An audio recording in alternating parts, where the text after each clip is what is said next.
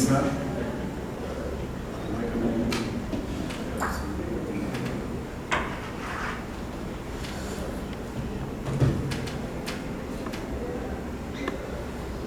Buenas tardes.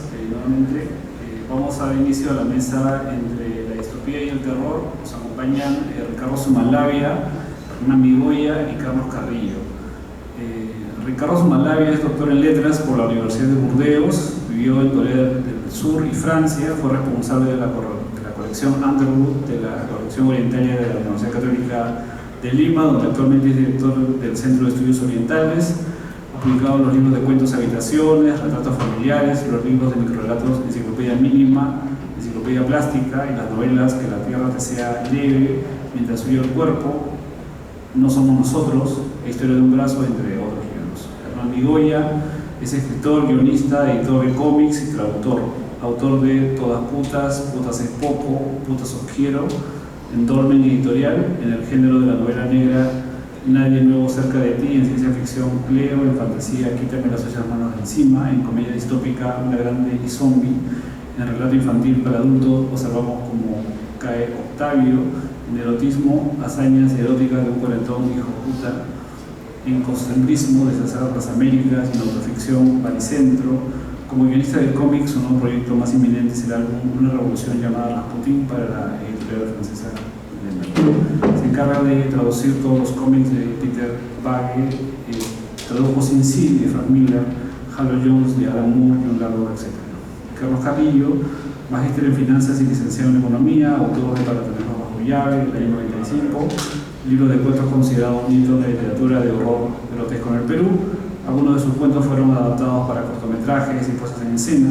De los años 2007 y 2021 ha publicado cuentos en las antologías Objeto de un cadáver, Horrendos y fascinantes, antología de cuentos peruanos sobre monstruos, Ténebra, muestra de cuentos peruanos de horror, Horror bizarro, antología de literatura grotesca, Horror queer, Arlofilia, cuentos manzanas de cerdos, El monstruo era el humano, manuscrito de Riley, antología tributo a Lovecraft, entre varias otras publicaciones. En el año 2021, el cuento La chica más blanca del primer ciclo, escrito con Glauco Nerviú, fue traducido al alemán y en el 2023 lanzó su margen de novela Suma Carnal.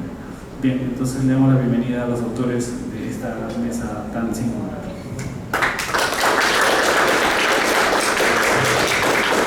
Espero que las notificaciones sobre el contenido de la mesa hayan llegado a sus manos. Creo que en el caso de Carlos sí, pero no sé si en el caso de Carlos Carrillo y Hernán Migoya.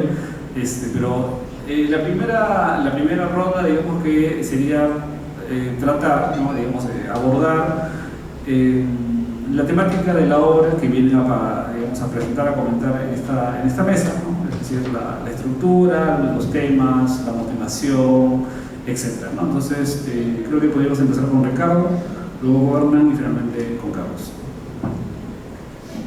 ¿Qué tal? Muy buenas tardes, muchas gracias por la invitación, a todos ustedes por estar aquí, y porque creo que es otra vez estamos en una mesa con Hernán.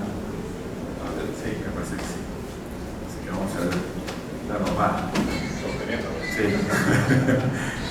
A ver, el tiempo que me han dado para hablar sobre todo de la novela, la última que he escrito y he publicado, Crack y el nuevo fin del mundo, que es una novela fragmentaria, tiene unos poco más de 40 microcapítulos, digamos, una novela corta, es un formato que va mucho con mi temperamento, con lo que quiero contar, ¿no? Me produce un buen temporritmo de escritura. Y en este caso, por ejemplo, para entrar al libro, al llegar aquí, recibí un ejemplar. Ya tenía yo la buena noticia de que mi amigo Pepe Oneire había reeditado su primera novela, La fabulosa máquina del sueño, que publicó en el año 99. Y acabo de poner un post, algo que es bastante cierto, ¿no? que si hiciera la posibilidad que me preguntaran, porque me preguntan a veces cómo he escrito novelas de corte fantástico, historia de corte fantástico, una rana aquí que tiene reencarnaciones, o una novela en la que hay un personaje con 3 brazos, ¿cómo se me ocurren estos dislates? Pues la respuesta sería porque en los 90s Pepe Oneire había escrito cosas pues, realmente inteligentes, surrealistas, y cosas donde sus personajes podrían tener más cosas, haber vivido mucho más cosas todavía, ¿no?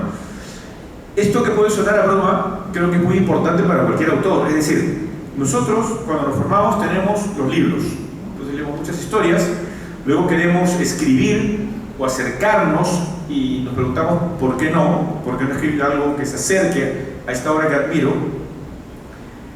Pero otra cosa distinta es cuando además tienes un grupo generacional en el cual algunos de tus compañeros o compañeras dan ese paso adelante antes de que tú lo des, y te sorprendes, te maravillas y dices, bueno, esto es posible hacerlo.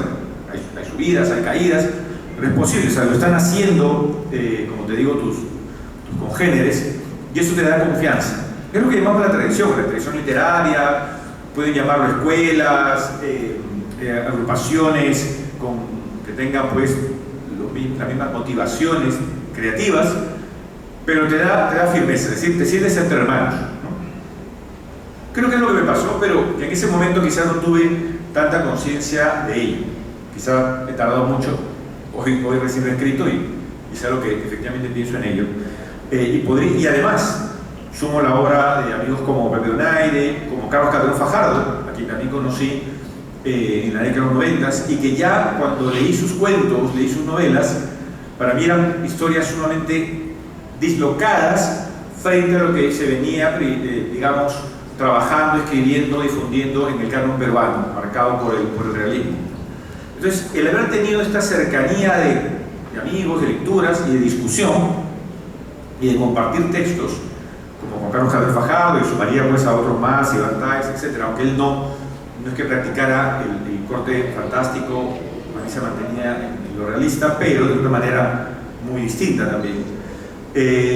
Todo ello, creo que con el tiempo, con las sumas y restas, pues me dio la confianza para poder escribir Historia de un brazo, ¿no? Y mis dos últimos libros, digamos, y Croac y El nuevo fin del mundo, donde de alguna manera este libro me ha permitido, escribirlo me ha permitido poner todas mis experiencias, tanto desde el mundo académico, como profesor de literaturas orientales, vinculado con la literatura coreana, como profesor también de literatura peruana, latinoamericana, alguien interesado con los mitos y las leyendas, sobre todo mitos y leyendas de la Amazonía y Madres de la Selva, me sentí muy cerca de ellos siempre, alguien que ha crecido aquí en el centro de Lima, es más, aquí la Casa de Literatura antes, como saben, era la estación Desamparados, yo vivía aquí unas 7 cuadras, 8 calles de aquí, y veníamos de niños a jugar en la parte trasera, ¿no? Del otro lado de la línea de los rieles, allí jugábamos con mis amigos. Entonces, este ha sido mi mundo, y también he tenido la oportunidad de pues, tener estancias fuera del Perú, contrastando mi cultura, mi vida con otras, ¿no?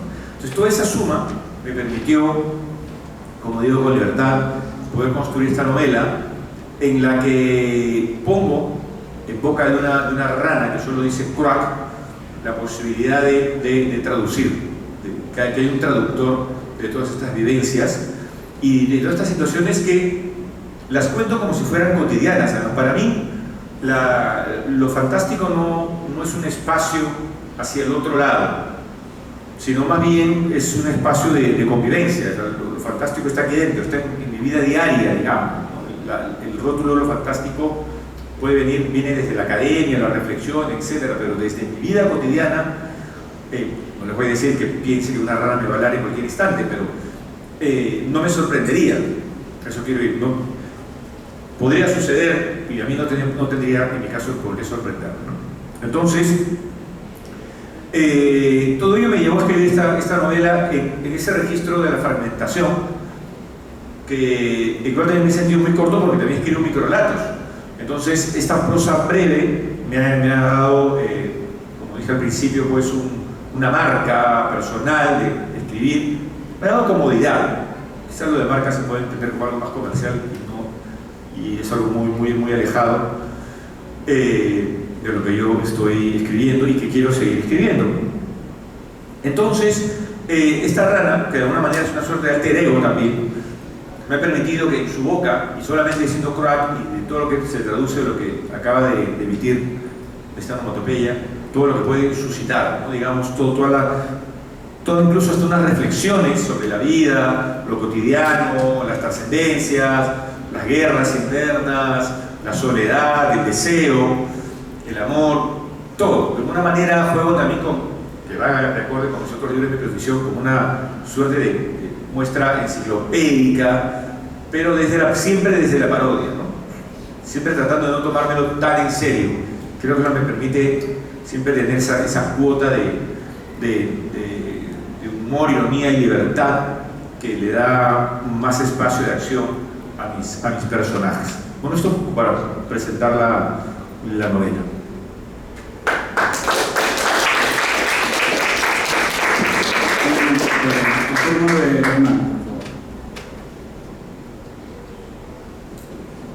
Hola. Buenas tardes, gracias por la invitación. Estoy muy contento de estar con los dos grandes autores que admiro mucho, Malavia y el infame Carrillo. Estamos aquí para hablar del fantasma de Stephen King. En realidad, el fantasma de Stephen King forma parte de varias obras que yo ya he basado un poquito en experiencias propias en Perú. Ya son 4 o 5 novelas las que se alimentaron un poquito de mi experiencia aquí. Yo creo que la primera también fue de ciencia ficción en el 2005, cuando llegué a Perú a casarme por la iglesia, con una chica de Pucallpa. Esa fue mi primer aterrizaje en Lima. Y allí pasó una cosa muy, muy interesante, que es que me di cuenta enseguida de lo estratificada que era la sociedad peruana, ¿no? de cómo estaba todo estratificado por clases y del racismo que había. Y entonces, al cabo de 2 semanas, la boda era enseguida, yo creo que estuve un mes o algo así aquí, y antes de la boda nos obligaban a una cosa muy curiosa, que no sé si se sigue haciendo, que es ir a una especie de campo de concentración en una catedral donde un señor te cuenta cómo hay que hacer para tener un buen matrimonio, ¿no? Y seguir siendo buenos cristianos. Entonces, de repente, era como, no eran 24 horas, no te quedas a dormir allí, no hacías pruebas prácticas, pero digamos que sí eran como 13 horas seguidas, me parece, creo recordar. Y a mí me sorprendió mucho porque de repente fue en el centro, me parece, y de repente nos juntaron allí como fácilmente 80 parejas, ¿no? O 100 parejas. Y para mí fue la única vez, de todo el tiempo que había estado en Lima, era la única vez donde por fin veía a todas las clases sociales juntas y a todo el mundo mezclado, ¿no? Y eso me pareció fascinante, ¿no? Un tipo diciendo tonterías en el estrado sobre los abortos y todo esto. Y bueno, yo hubiera ido al infierno enseguida, estaba pensando que iba a estallar en llamas allí.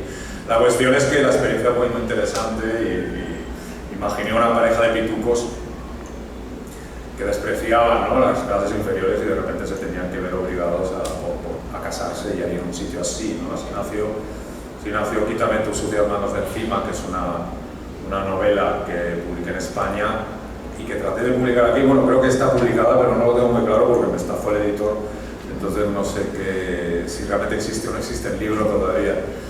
Con todas las putas me pasó lo mismo con mi libro de cuentos más famoso. También supuestamente está editado aquí, pero tampoco lo sé del todo porque también me estafó otro editor. Entonces, las estafas de editores creo que también me van a dar lugar a una novela situada en Lima. Es una experiencia apasionante. Después, cuando me divorcié, a los 8 años, después de unos años muy felices, después de eso me instalé varios meses en Lima y me dediqué básicamente a acostarme con gente y a usar aplicaciones, ¿no? Usando aplicaciones que las uso desde. Yo creo que antes que estén inventadas, sí, porque de hecho mi ex la conocí también por una aplicación hace 20 años, así que pasa el tiempo. Cuando estaban en la computadora, ¿no? Cuando no existían todavía el celular. Y entonces, a partir de ahí, de anécdotas, salió otra novela. A partir de anécdotas sexuales divertidas, como de repente estar con una chica en la cama y que tú no tengas ganas de invitarla a almorzar porque no tienes mucho dinero, y le dices amablemente si desea que le llames un taxi, ¿no? Y ella te dice, no te preocupes, ya viene mi esposa a recogerme a tu casa, ¿no? Y tú dices, what the fuck, ¿cómo que tu esposo? Sí, viene a recogerme ahora a tu casa. Digo, hombre, pero le has dicho que... Dice, no, piensa que he venido a ver a mi mejor amiga. Digo, oh. Y ahí te das cuenta de lo peligroso que es el juego de las aplicaciones, ¿no? O tener que ir a acompañar a una chica a la iglesia a confesarse, ¿no? Después, todas estas cosas las recogí en un libro que se llama La flor de la limeña, que este no me estafaron. El planeta, y en el planeta Perú, y no me estafaron, lo cual es, pues, siempre es motivo de alegría, ¿no? Y el siguiente libro fue en el interín, entre que me separaba y no me separaba, y fue una visita que para mí ha sido el viaje más bonito que he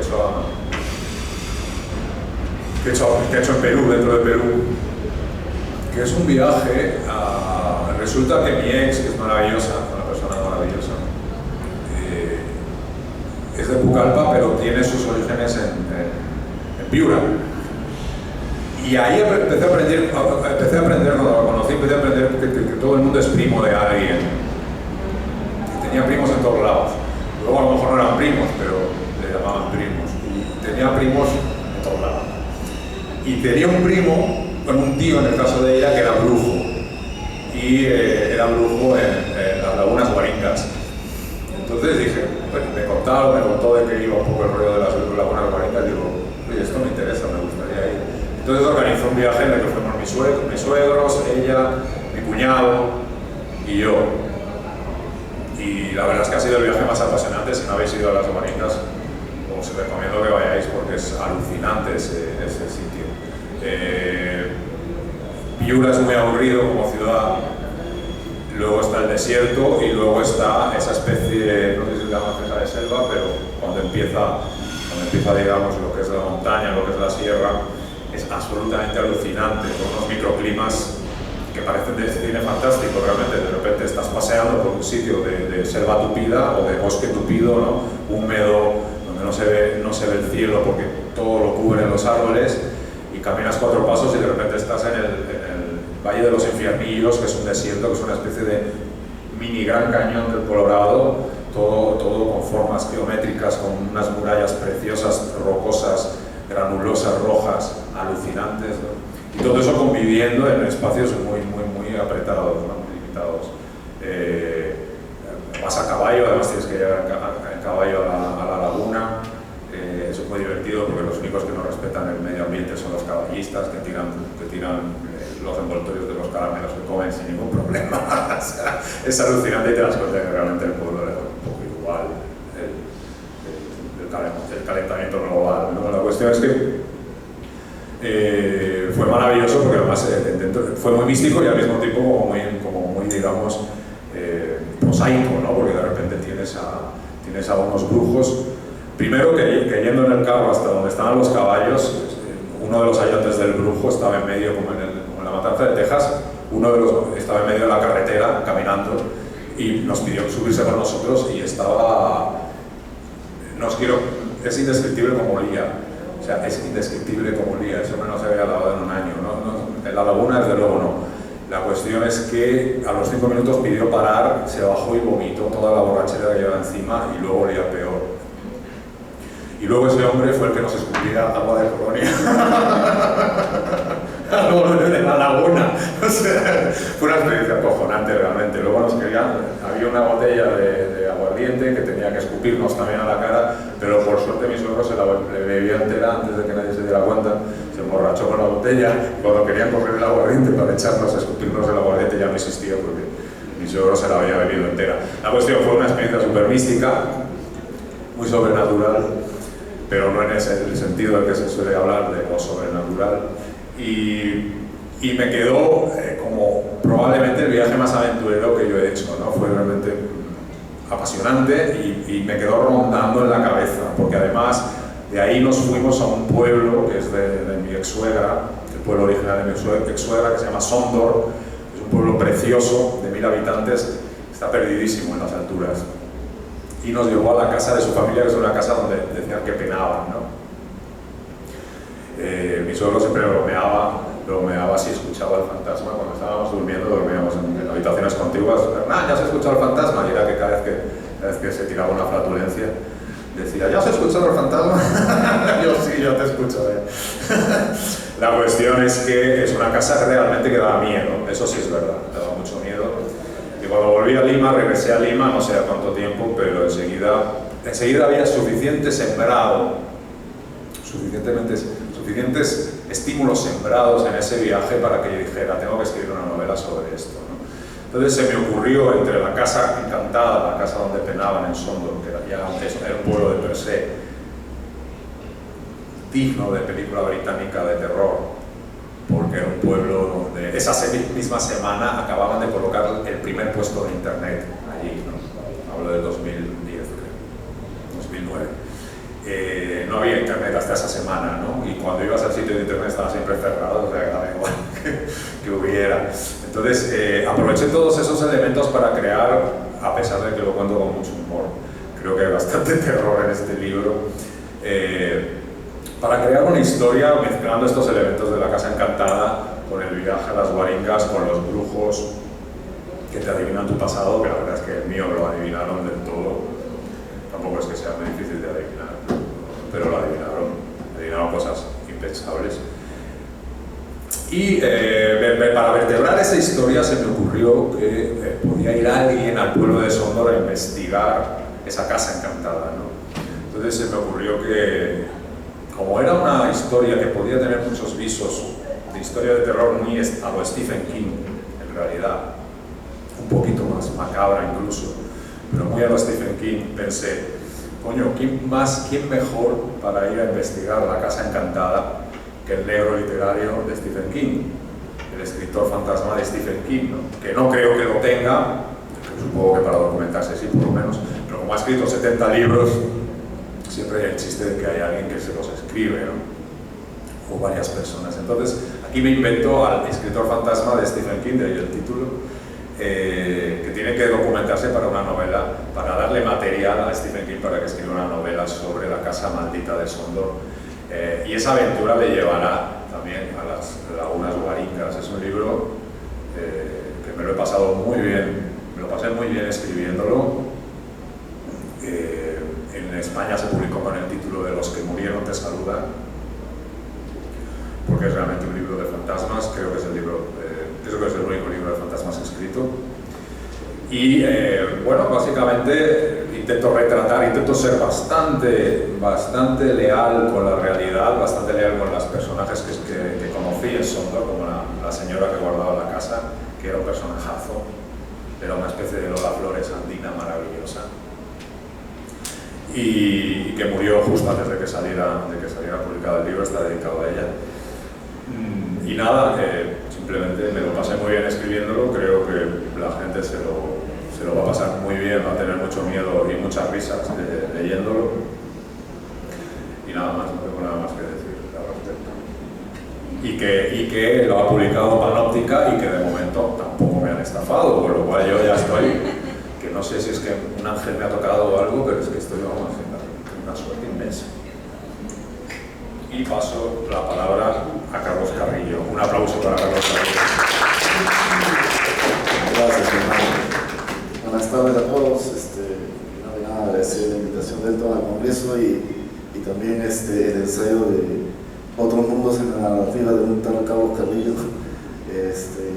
Bueno, compartiendo mesa nuevamente con Hernán, primera vez con Ricardo, sobre Suma Carnale, ¿no? Ya se mencionó al inicio, yo tengo un par de libros de cuentos y quisiera ver la diferencia, ¿no? entre Suma Carnale y los anteriores, que son Para tenerlos bajo llave y Códice Infame, ¿no? Para tenerlos bajo llave fue mi primer libro, está enfocado en terror, le han puesto algunos nombres, dicen que es grotesco, por ahí alguien dice que es como terror, y básicamente eso va la inspiración, algo ubicado al tema, ¿no? Cuando tienes tus ídolos y tú comienzas a escribir solo siguiendo el estilo, inspirándote. Mi inspiración inicial muy temprano fue Lovecraft, y mientras más lo leía también me nutría mucho el diálogo italiano, las películas de Slash Gore de mediados de los 80, ¿no? Y ahí había muchos componentes de exploitation. Entonces yo decía, y conocía a Bukowski aparte, entonces yo decía, bueno, a Bukowski le falta un poco de tema sexual, ¿no? Con las justas tengo el horror de Dunwich, que cuando se caratea la línea Waterloo en 2 segundos y se acabó. Entonces dije, bueno, comencé a jugar con eso y con inspiración también en el tema de las películas, que por ejemplo en esa época tú podías ver una película de Ford, de Fulci o de Yamato en los cines de Lince o los cines del centro, ¿no? Yo me venía de Miraflores en colectivo a ver esas películas. Entonces tenía toda eso en la cabeza, así sale Para tomar bajo llave mucho tiempo después, y después comencé a escribir en antologías, y entonces el segundo libro es un compilado de lo que escribí en determinados años, ¿no? Sin embargo, Suma tiene si bien la temática es igual, definitivamente no es para un material para el plan lector, sí comparte lo mismo con nosotros, salvo que viene a ser una precuela. ¿Por qué? Porque yo, cuando escribo, bueno, ahorita ya hace unos años ya no, porque hasta en el celular puedo tomar notas. ¿No? Estoy en un bar, o después que me vaya acá y se me ha ocurrido algo viendo al público, sobre todo en un bar, o en otros lugares, ¿no? Pero tomo las notas de algo que se me ha ocurrido y eso lo puedo ir desarrollando y puedo llevar una bitácora. Pero cuando estaba finalizando secundaria, iniciando la universidad, y para tener una idea de los tiempos, estamos hablando desde segunda mitad de los 80, ¿no? Entrando por ahí, yo a mano tenía mis cuadernos así y escribía y ponía un título y se me ponían unas cosas, ¿no? Entonces tenía 4 cuadernos por ahí de esa época, ¿no? Cuarto de media, primeros años de la universidad. De algunos cuentos salieron ahí después de muchos procesos de departamento general, pero se quedaron como 4 cuadernos y hasta humanidad mecanografiado. Y fue antes de la pandemia que Hugo Luque, que estaba en Pandemonio en ese momento, fuimos a almorzar y me dijo si tenía material anterior a Pandemonio bajo llave. Entonces yo dije sí, porque tengo unos cuadernos y hacía eso, están por ahí tirados. Yo quiero ver eso, y yo le dije, bueno, si quieres, pero tú los transcribes, ¿no? Y en eso quedamos, hicimos las transcripciones y todo, y ahí pues fui viendo otra vez lo que se menciona como otro mundo, porque todos son de terror, incluso hay temas mucho más eróticos en Suma Carnale, y hay temas medio raros. Por ejemplo, hay uno que es Junio 2050, que es sobre es un tema apocalíptico, ¿no? Donde hay máquinas a lo Terminator, no son exactamente iguales, pero están un poco inspiradas en esto, pero también hay unas ratas mutantes, y entre los dos están peleando la gobernanza del mundo, ¿no? Porque ya los seres humanos perdieron, hay un mesías, ¿no?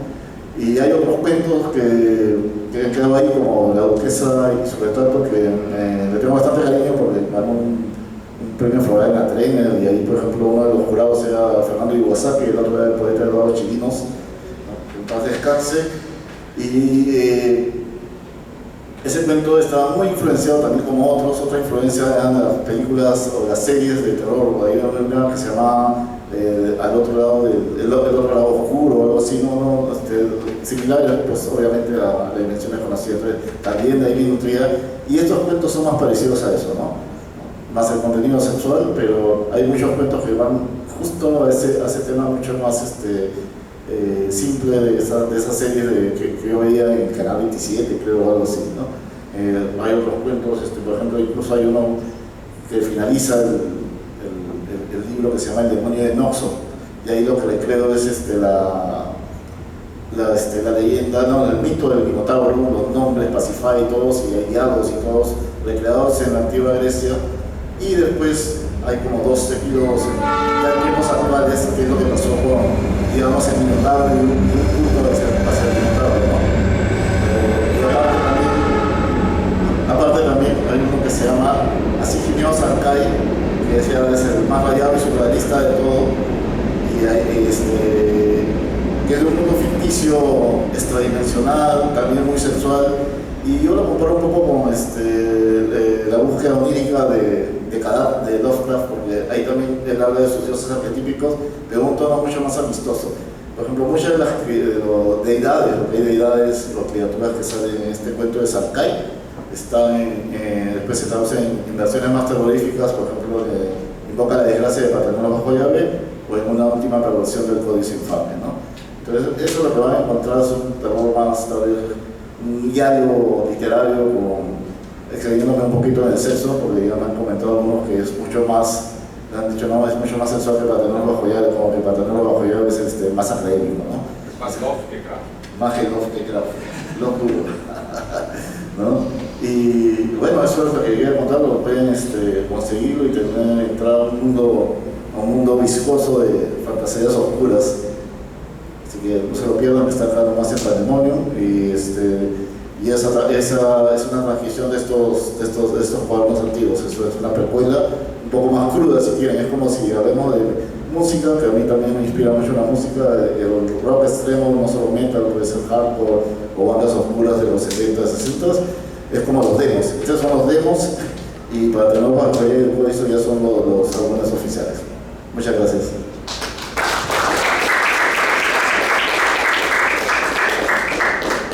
Bien, bueno, antes de pasar a la segunda parte, yo quería hacer un comentario sobre tu primer libro, Carlos.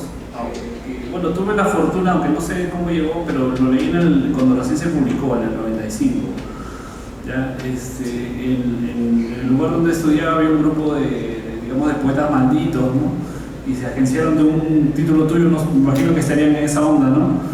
Y bueno, el libro circuló, digamos, no lo piratearon, sino que se lo prestaban, ¿no? Y bueno, cayó en mis manos, ¿no? Pero en ese época ellos saben otra cosa, o sea, pero sí, digamos, leí tu libro, me pareció que tenía un sello, digamos, propio, ¿no? Digamos, un estilo particular, que me parece que fue mal entendido, ¿no? Pasó un poco desapercibido.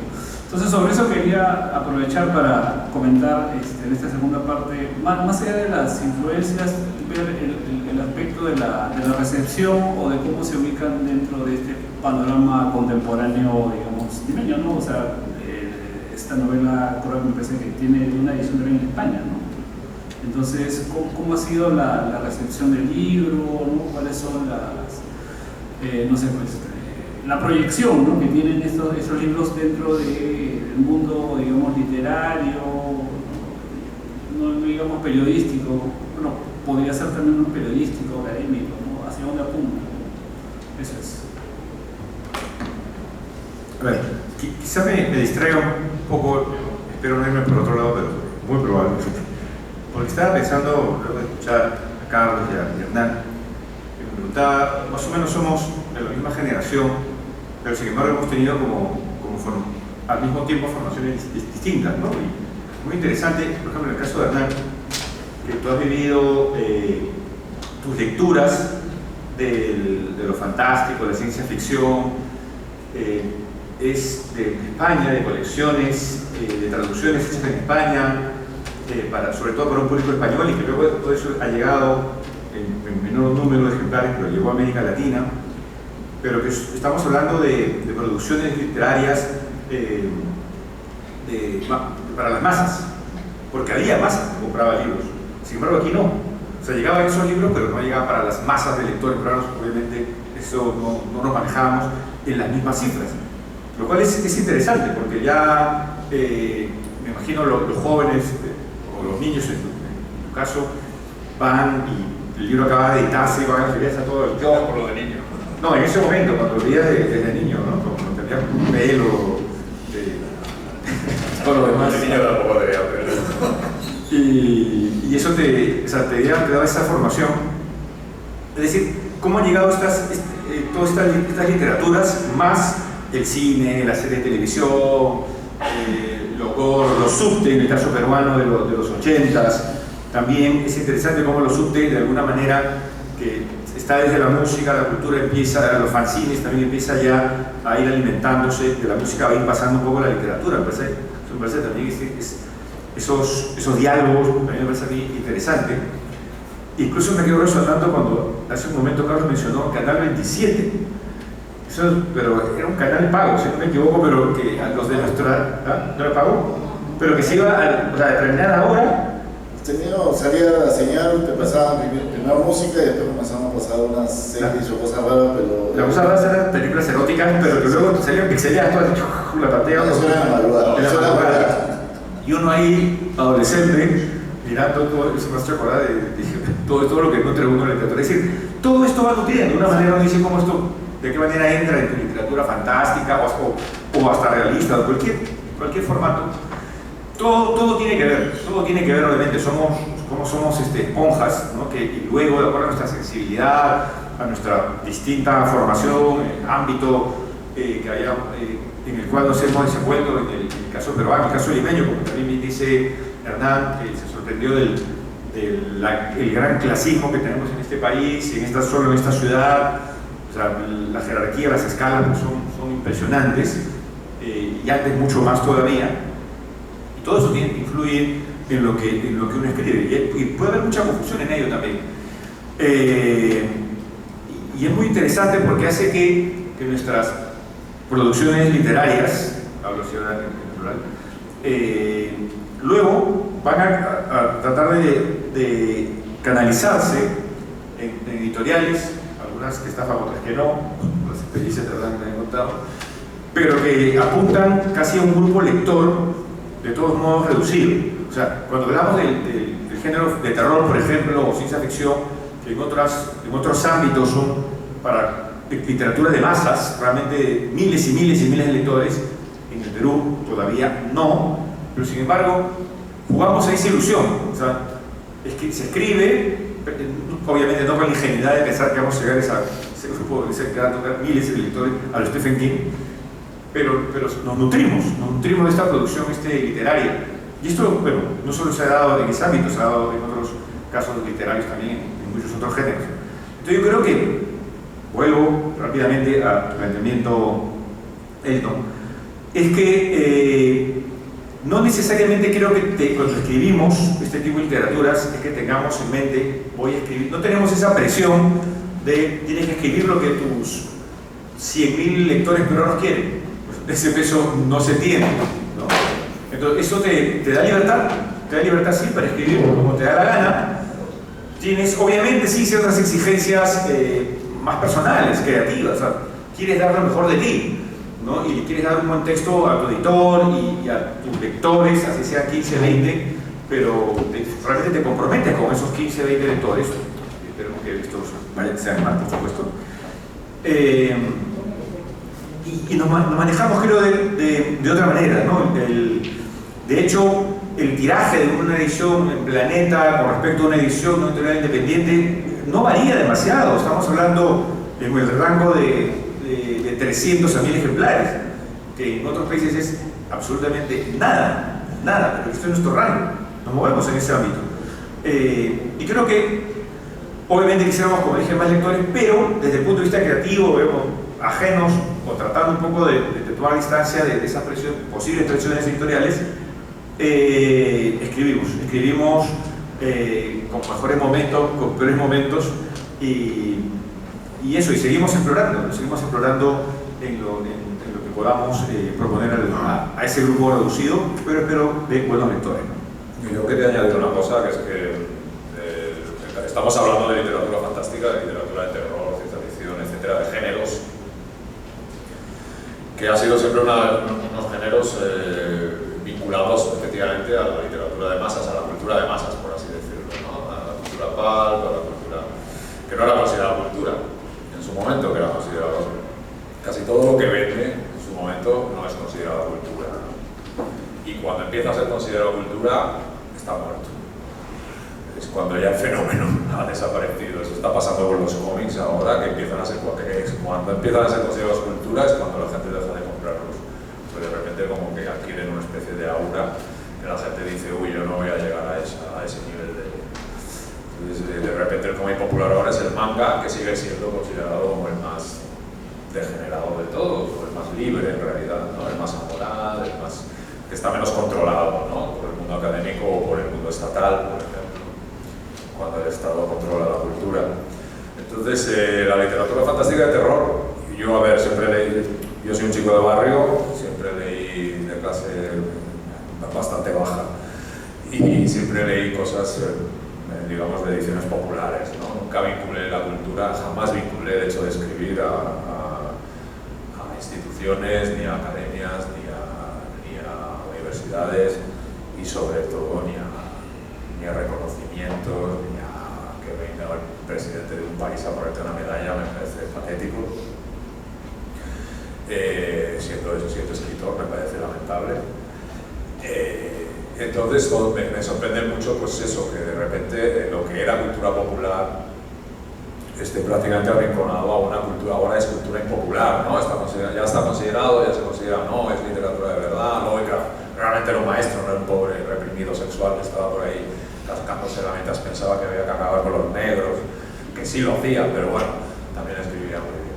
La cuestión es que ahora está muy considerado Lovecraft, pero y sí se le lee porque es estadounidense, a los estadounidenses se les lee mucho. Pero en general los escritores de género hasta hace poco eran muy poco leídos en el mundo, digamos, de la literatura en español.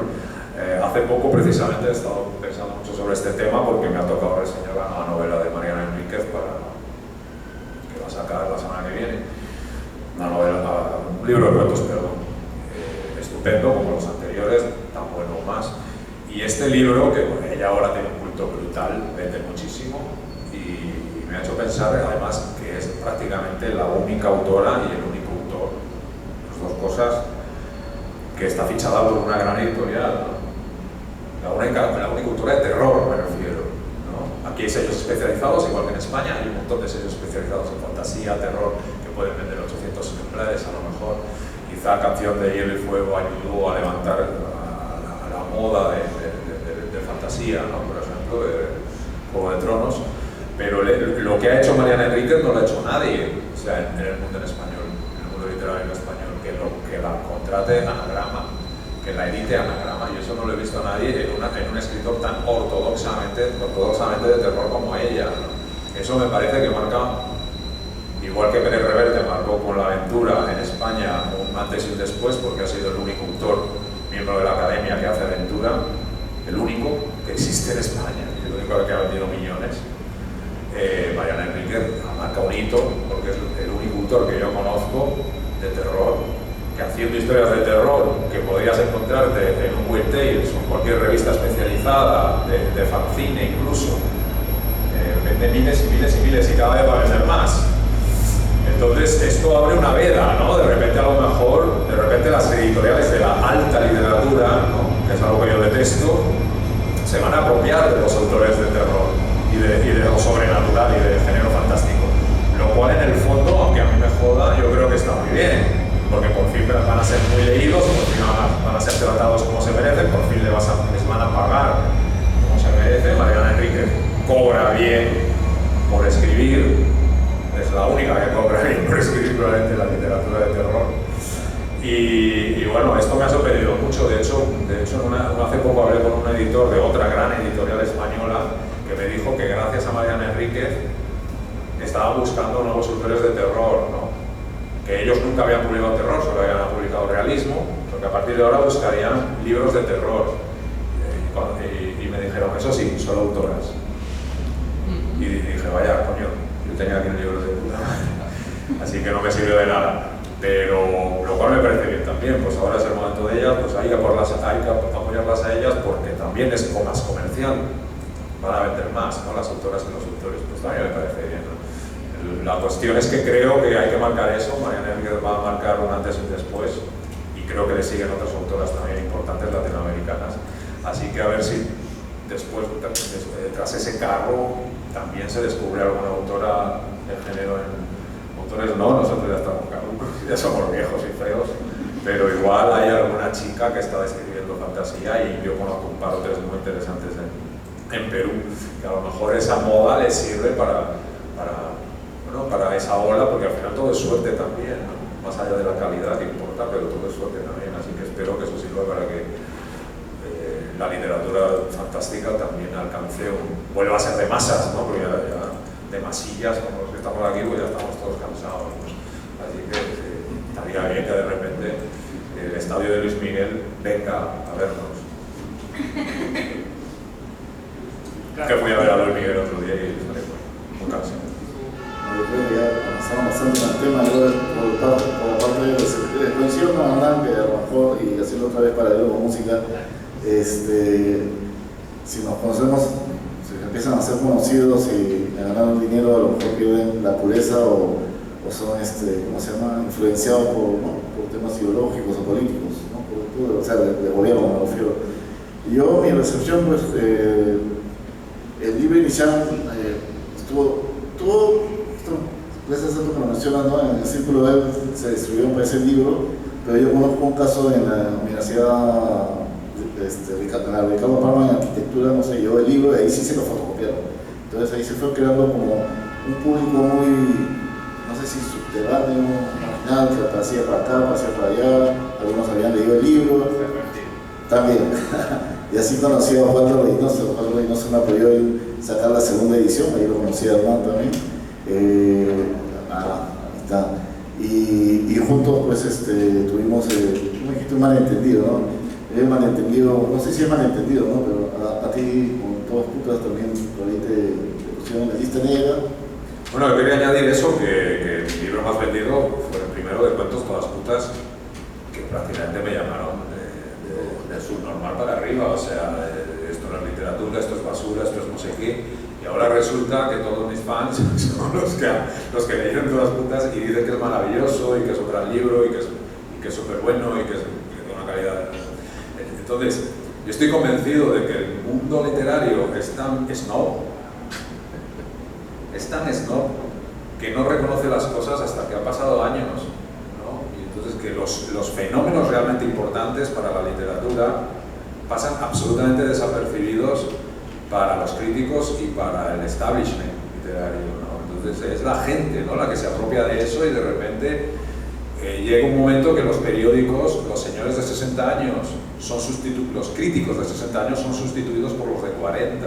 Y de repente los de 40 empiezan a hablar bien de las cosas que les gustaron de niños y de adolescentes. Stephen King era basura.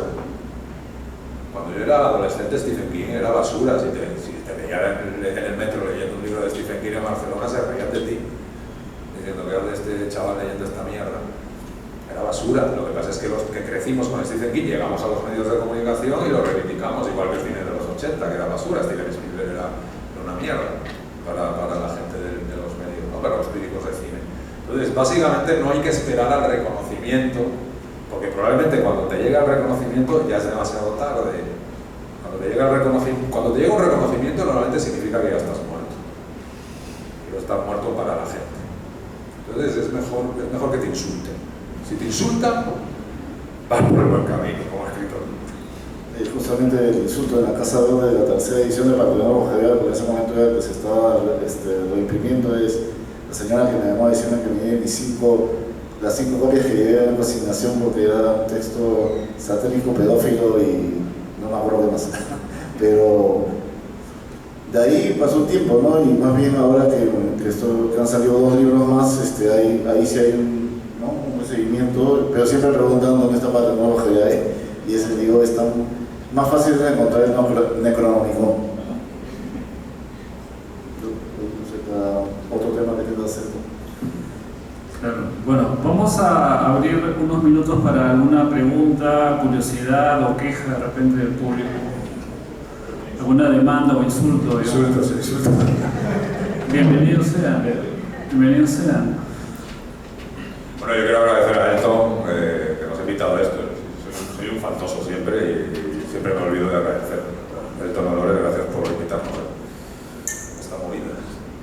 Bueno, creo que algo importante que también mencionó Ricardo es el asunto generacional, ¿no? Es decir, de alguna manera, digamos que, bueno, ustedes más que yo, porque por ahí podría ser, pero no me quiero distanciar, ¿no? Pero a lo que voy es que hay experiencias compartidas, ¿no? Lo del Canal 27, bueno, yo era obviamente mucho más niño, ¿no? Pero también era como un canal pirata, una cosa así, ¿no? Y se veían cosas raras, como dices, ACDC, ¿no? O sea, siempre pasaban en el concierto en vivo del país. Sí, claro. Entonces, y bueno, sí, son cosas que van formando, me imagino, la imaginación y la mentalidad, ¿no? Pero claro, no todos los que vieron Canal 27 llegan a digamos, a desarrollar algo creativo, ¿no? O sea, eso ya depende de otros factores. En todo caso... Señores del público pueden hacer preguntas, pueden seguir durmiendo, como deseen. Claro, bueno, en todo caso, para cerrar, yo quizás sería bueno retomar el tema de lo comercial, digamos, ¿no? Si bien ha quedado claro de que en Perú, o en América Latina, o en España, digamos que lo fantástico, el terror, son como géneros, no son géneros masivos, ¿no? Como en el mundo anglosajón, digamos. Sin embargo, hay un público lector. Entonces, de acuerdo a los libros que han publicado, ¿no? Que están acá en la mesa, ustedes cuando escriben estas historias, ¿hay algún aspecto, vamos a decir, comercial? O sea, dicen, bueno, este libro, esta novela, o libro de cuentos, puede ser vendido, o no les interesa, o eso ya queda en manos de la editorial, y la editorial es quien maneja, digamos, porque obviamente también hay una industria, o una industria de información, no sé si industria sea el término adecuado para usarlo en Perú, pero obviamente es un objeto que puede ser vendible, ¿no? O esos son aspectos en los cuales no piensan para nada. En mi caso, Sí, a ver. no, en mi caso, cuando comenzaba yo quería justamente el cliché de escribirlo sobre lo que no encontraba nuevamente por el otro, ¿no? A un momento, claro, cuando hablaba de Gusaneaba, dije que me grafeaba, y Gusaneaba, y sí pensaba en publicar, pero siempre me consideraba que no era como, no necesariamente lo dejaba puro, no quería escribir eso y encontré un público en el camino, un público reducido, así que no lo estoy viendo mucho como que vaya a ser como la autora dijiste, no creo que en un momento llegue a ser masivo, no me he enfocado en cuando saqué Suma, ¿no? En colaboración con la editorial. Espero que con el gran trabajo que hace Tania, ¿no? Se difunda más, pero yo pienso que va a ser algo muy limitado, nuevamente como si fuera una banda media underground. Pero claro, o sea, yo lo que voy es que tú te sientes cómodo en ese lugar, digamos, subterráneo, clandestino, o tú dices, bueno, si en algún momento esto se empieza a vender, no me vendría mal empezar a recibir algunas regalías. Sí, siempre, un poquito más, ¿no? Pasar de Cannibal Corpse a Slayer, pero no a Metallica. Ya, ok, bueno, normal, sobre lo mismo. Bueno, yo la verdad es que a mí me gusta mucho la cultura popular, pero mucho, o sea, no entiendo, no suelo ver nunca contradicción, o sea, no digo, esto es comercial o esto no es comercial.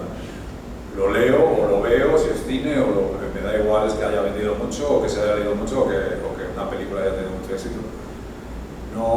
Para mí no es una variable ni para bien ni para mal, o sea, no me parece que algo comercial signifique necesariamente que el contenido es rebajado para llegar a más gente o no sé qué. Me gusta mucho lo comercial, pero tampoco digo, lo comercial, vender mucho significa que has triunfado, ¿no?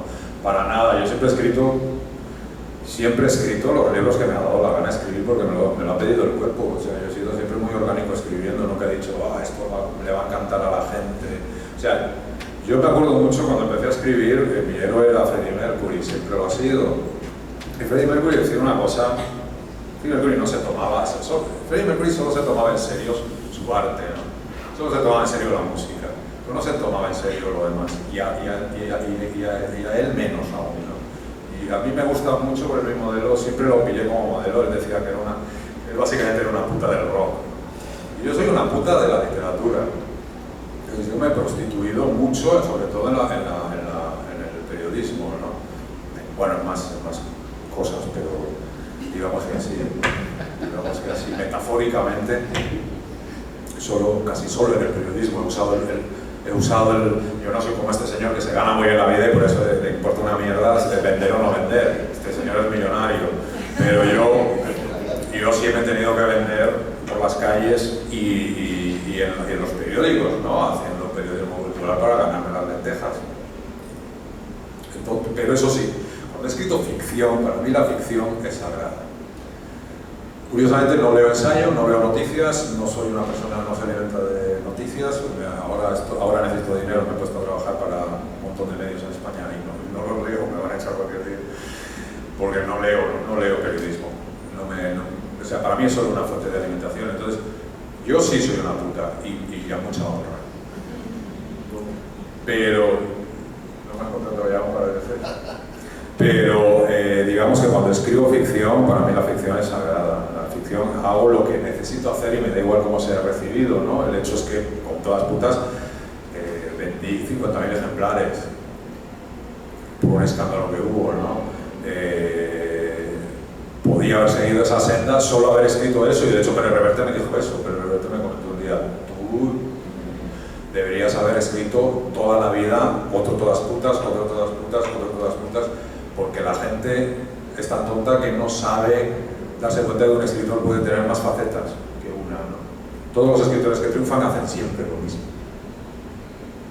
La gente necesita colocar a los autores en una sola vía, ¿no? de género o de características, ¿no? Paul Auster hace lo suyo, Pere Reverte hace aventura, este otro hace no sé qué, Mariana Enríquez hace terror. Entonces, a la que te sales de eso, parece que la gente se despista y ya no te compras, porque se siente decepcionada. Entonces, la verdad es que a mí me ha dado igual eso. Mi otro modelo para mí era Franklin J. Schaffner, el autor el director de cine de Hollywood del Planeta de los Simios. El Planeta de los Simios es una película maravillosa porque todo el mundo la conoce, pero casi nadie sabe quién la dirigió. Y a mí eso me encanta. Esa idea romántica de que nadie sepa quién es el autor, porque al final el autor se va a ir con el viento, todos vamos a ser Homero con el futuro, ¿no? Todos vamos a ser Stan Lee, presenta.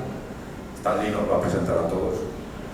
Entonces me encanta esa idea de que yo sé quién es Franklin J. Schaffner, es el director de Patton, que es un peliculón, es el director de Los Niños del Brasil, que es un peliculón, es el director del Señor de la Guerra, que es un peliculón, y es el director del Planeta de los Simios, que es un peliculón, pero nadie sabe quién mierda dirigió esas películas. Entonces, es estar detrás de la historia sin asomar. Yo detesto la idolatría al autor, la detesto, por eso no me gusta el mundo de la literatura. Que lo único que hace es lamer el culo todo el rato a los autores. Oh, el autor sabe mucho. Habla de política, te voy a dar una columna de política para que opines de política, porque eres un gran autor. Un autor no tiene por qué saber nada de política, no tiene por qué saber nada del mundo. O sea, eso es absurdo, y eso es por culpa de la idolatría que se les tiene, ¿no? Entonces ese punto yo nunca lo he entendido. Pero volviendo a tu pregunta, ya está, ya no hay problema más. Eso que sí, que mi literatura es sagrada, y yo no. Ya, estoy de acuerdo con claro, como decía hace un rato, justamente yo nunca he pensado en este medio, por suerte me pude dar cuenta al principio que empecé a publicar, y además en los 90 todavía más complicado, que era publicar, era bastante difícil en los 90, pretender establecer criterios de comercialidad con la literatura, ¿no? O sea, eso estuvo descartado. Y luego, claro, yo tenía otras pasiones también, la docencia de la literatura, siempre me ha gustado ser profesor, todavía no soy, lo seguiré siendo, también actividades de gestión, cultural también, y me he sentido cómodo y bueno, he tenido por suerte trabajos que me han permitido luego tiempo para seguir leyendo y escribiendo, ¿sabes? Es decir, mantenerme en el ámbito de la literatura.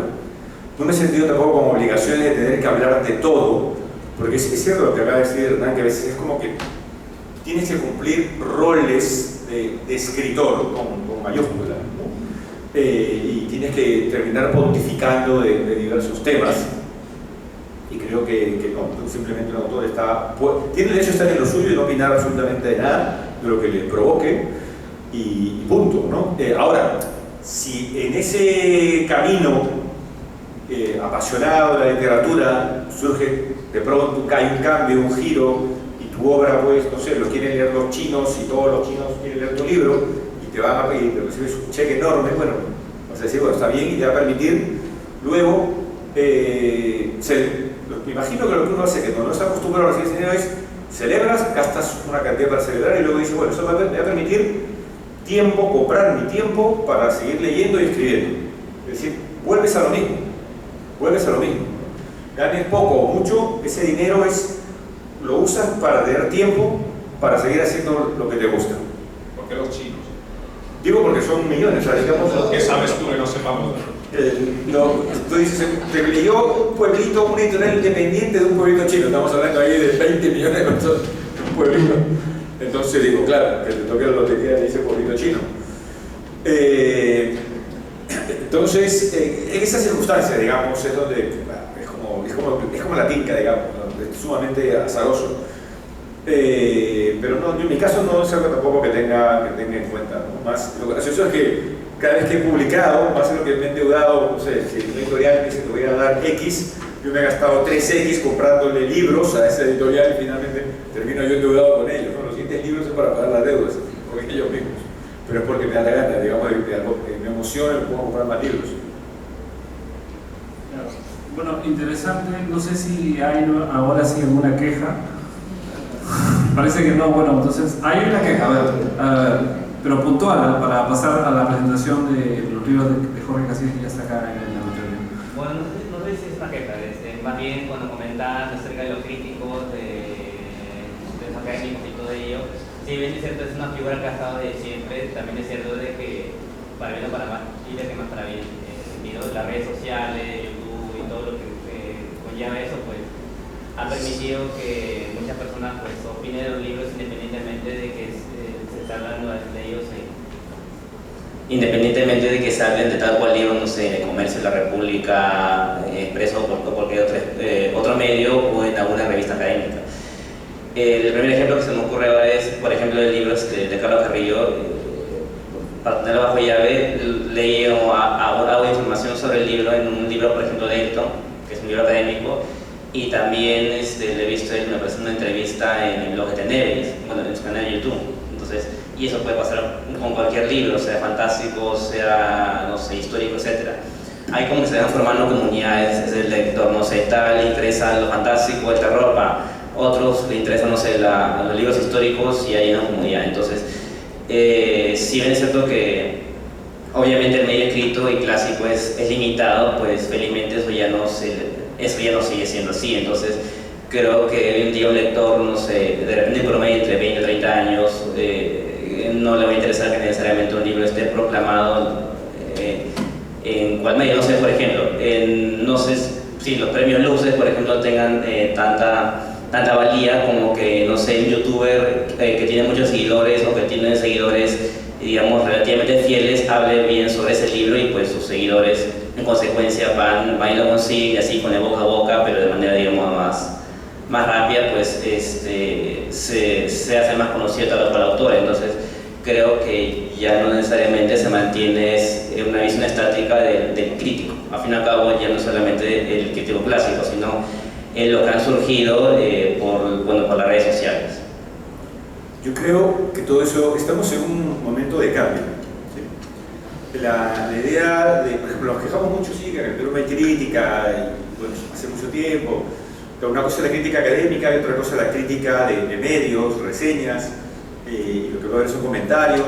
Y luego es verdad que las redes se han convertido, nos guste o no, en otro espacio, donde la literatura también allí se ha filtrado. Y no solo en realidad, digo literatura, pero en realidad se ha metido más la imagen del escritor que la literatura misma, ¿no? Pero no solamente la imagen del escritor, sino incluso la imagen de que quiere en redes hablar de libros.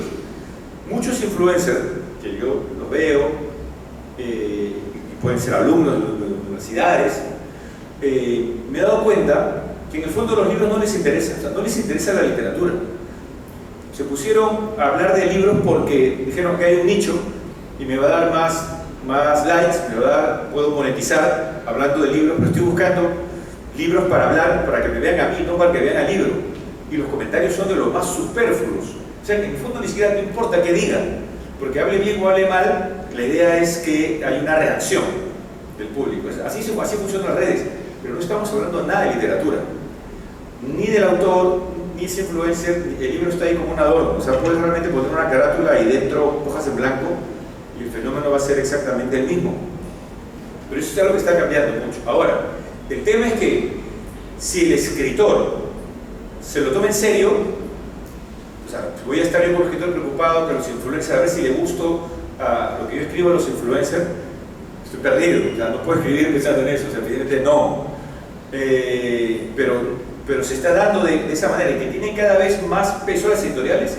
Yo las veo las editoriales regalando con cajas bonitas a los influencers, que poco antes ese influencer no han leído, pero casi nada. O sea, te das cuenta, cuando tú estás en el mundo de los libros, te das cuenta al instante de una persona que tiene una mínima formación, no digo que esto de literatura, no, pero una mínima formación como lector, y por lo tanto tiene una opinión respetable, digamos, coherente, así que respetable, esa palabra también se puede malinterpretar, coherente, al menos una idea coherente, nada, cero coherencia, es qué lindo libro, qué hermoso, un poco más, y casi estuviera hablando en su almohada, ¿no? Y te das cuenta tú como autor, pero bueno, ya está hablando bien de tu libro, estás contento porque te hace la propaganda y todo, pero no te lo puedes tomar en serio. O sea, si te tomas en serio esos comentarios, tienes que tomarte en serio, no estoy diciendo yo nada nuevo, nada original, tienes que tomarte en serio los buenos como los malos comentarios también. Y finalmente, te va a alegrar, te va a entristecer, pero tú vas a seguir escribiendo. O sea, yo no he escuchado a ningún amigo escritor o escritora que me diga, no, a partir de tal crítica, tal comentario, es que decidí escribir de otra manera. Nadie se lo toma en serio, ¿no? Pero los lectores sí se lo toman en serio y creen que los autores sí nos lo tomamos en serio. Ahora, hay casos, he escuchado anécdotas de escritores que a veces se toman muy en serio, no me acuerdo qué autor norteamericano, ustedes me dirán, que lo invitaron a un festival, un autor norteamericano que vende millones y millones, que le hicieron una mala crítica en España. Lo invitaron a un festival y se enteró que ese crítico estaba en el mismo festival. Y este escritor, en lugar de que tenía cientos que habían hablado bien de él, justo va a buscar, llegó y quiso buscar dónde está ese crítico que habló mal de mi libro. O sea, ya, hay cosas que también pueden suceder en la cabeza de los escritores porque somos seres humanos, ¿no? Hay diversas patologías. Pero para no ir tanto por las ramas, no hay que tomarse tanto en serio el impacto de redes, comentarios, críticas. Se dan los libros, a quienes sí les interesa son a los editores, y tiene sentido. Tienen un producto, tienen que vender ese producto, tienen que pagar salarios, tienen que pagar la jornada, tienen que pagar al imprentero, a todos, porque es un aparato bastante grande. Y el último en la lista es el escritor, es así, pero tienen que cumplir, con todos cumplen en los pagos, ¿no? El escritor, bueno, hay editoriales que sí cumplen, otras no, pero a ellos sí les interesa que el libro se mueva, tenga presencia, que esté en vitrina y todo. Bueno, y el autor, bueno, a veces puede prestarse porque el editor le pide, por favor, haz esta entrevista, tómate esta foto, responde esta firmas, que no representa a nadie, pero bueno, son mecanismos que uno acepta también porque uno como autor está agradecido con esos editores que se den ese trabajo enorme y esa confianza en lo que tú estás haciendo, que es escribir. Muy breve porque ya nos hemos excedido, por favor. Sí, claro. No necesariamente es de que hable mal o hable bien, sino de que también procurar las críticas constructivas y que haya buenas experiencias, porque si tengo malas experiencias en mi trayectoria, en mi haber, en mi carrera, en mi producción, en lo que hago, entonces nadie me sigue, pues no tiene gracia, no tiene chiste, simplemente te hundes. Por eso, críticas constructivas y buenas experiencias. Bueno, estamos de acuerdo con lo de las críticas constructivas, ¿no? Bien, vamos a cerrar entonces la mesa. Pido un fuerte aplauso para los tres escritores.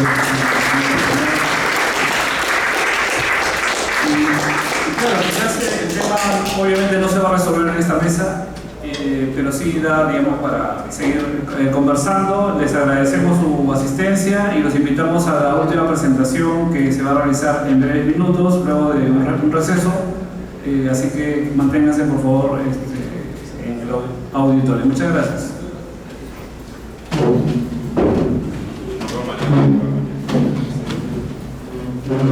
Gracias.